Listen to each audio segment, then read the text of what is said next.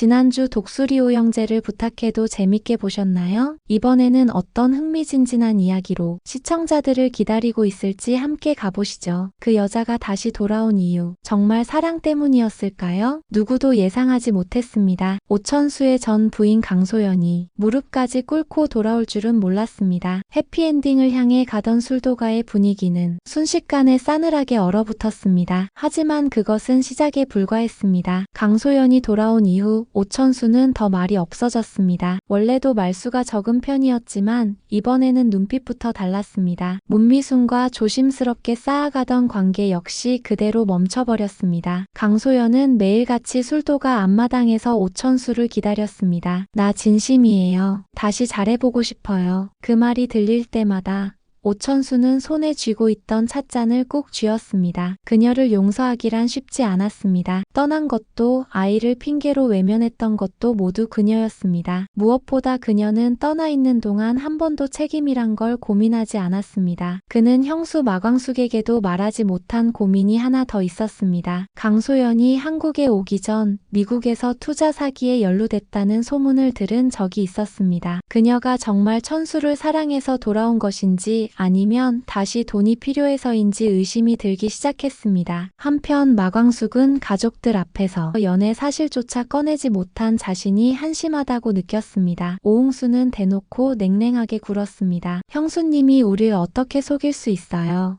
오홍수의 말은 단순한 서운함이 아니었습니다. 그에게 마광숙은 형 장수를 대신해 가족을 일으켜 세운 상징 같은 존재였습니다. 그런데 그런 사람이 아무 말 없이 연애를 이어왔다는 게 오홍수에게는 배신처럼 느껴졌던 것입니다. 하지만 공주실은 참지 않았습니다. 우리 광숙이 뼈 빠지게 일한 거 다 보면서 그런 말이 나와요? 평생 과부로 살라는 거예요? 공주실의 고함에 모두 숨을 죽였지만 마음의 틈은 쉽게 메워지지 않았습니다. 오광수는 며칠째 방 안에 틀어박혀 있었습니다. 며칠 전 도착한 편지 한 통. 오광수의 진짜 부모를 알고 싶지 않습니까? 라는 문장은 그를 밤새도록 잠 못 들게 했습니다. 결국 오광수는 오범수를 찾아갔습니다. 형, 우리 형 진짜 형 맞아요? 그러자 오범수는 조용히 장수의 수첩을 꺼내 보여주었습니다. 거기엔 이렇게 적혀 있었습니다. 강수, 내 동생 아이지만 나에겐 진짜 아들 같은 존재다. 그 한 문장이 오광수를 벼랑 끝으로 몰아넣었습니다. 정말 나는 오씨가 아닌 건가? 출생신고서를 다시 확인해봤지만 형제들과 달리 접수처가 달랐고 등록일도 이상하게 어긋나 있었습니다. 그 순간 오광수는 진실을 직접 확인하겠다고 결심했습니다. 그 시각 독고탁은 사무실 책상에 오범수의 미국 시절 자료를 펼쳐놓고 있었습니다. 동거, 미혼부, 한이의 출생, 나영은과의 관계까지. 그는 서류를 들춰보며 말했습니다. 이거 하나면 오범수도 끝이지. 장미애는 그 옆에서 조심스럽게 말했습니다. 당신 이건 좀 지나친 거 아냐?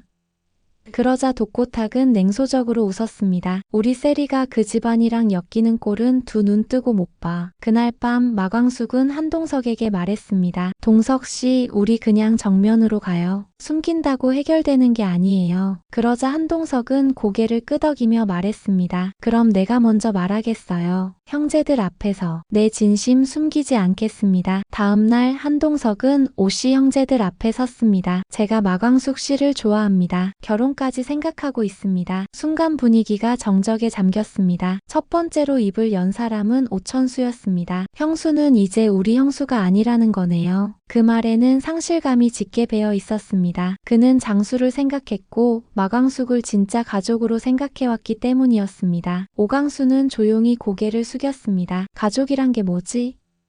라는 질문이 끝없이 맴돌았습니다. 그날 밤 술도가에 경찰이 찾아왔습니다. 혹시 이 여성분을 아십니까?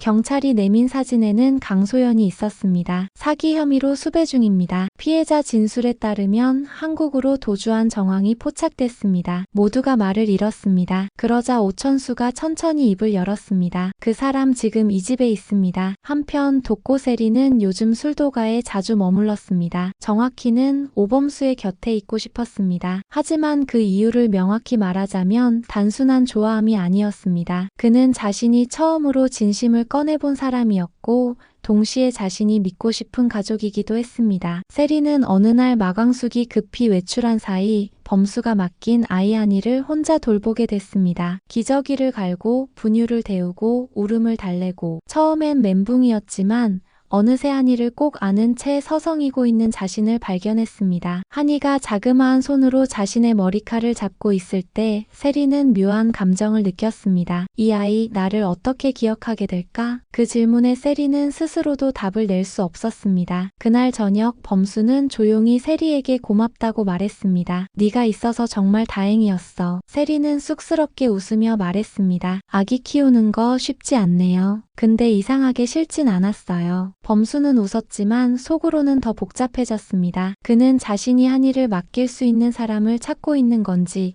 아니면 같이 살아갈 사람을 찾고 있는 건지 헷갈리기 시작했습니다. 며칠 뒤 독고타기 술도가에 불쑥 찾아왔습니다. 손엔 두꺼운 서류 봉투를 들고 있었습니다. 이게 뭔지 알아? 너희 오범수 교수 과거에 이런 일이 있었더라고. 봉투 안에는 범수의 미국 유학 시절 동거인 관련 기록, 한이의 출생신고서 복사본, 그리고 나영은의 현재 거주지 정보까지 들어 있었습니다. 세리는 쏘스라치게 놀랐고 광숙이 서류를 덮으며 말했습니다. 세리 앞에서 이런 걸 꺼내는 게 아버지로서 할 일이에요? 그러자 독고탁은 비웃으며 말했습니다. 우리 딸이 술도가에 발 못 들이게 하려면 이 정도는 해야지. 그날 밤 세리는 범수에게 이 사실을 말했습니다. 범수는 고개를 저으며 말했습니다. 그분 정말 끝까지 해보시겠다는 거네. 괜찮아요. 아빠는 항상 그랬어요. 맘에 안 들면 뒤에서 사람을 끌어내리려 했어요. 세리는 잠시 숨을 고르고 범수에게 물었습니다. 근데요, 저 정말 궁금한 거 하나 있어요. 저 말고도 누군가에게 당신의 과거를 숨기고 싶었던 적 있어요? 범수는 망설이다가 고개를 끄덕였습니다. 처음엔 그랬어. 그게 내 방식이었어. 모든 걸 혼자 끌어안고 절대 드러내지 않기. 근데 너 앞에선 그게 안 되더라고. 그래서 무섭기도 했어. 세리는 말없이 그의 손등을 덮었습니다. 말보다 따뜻한 위로는 많지 않았고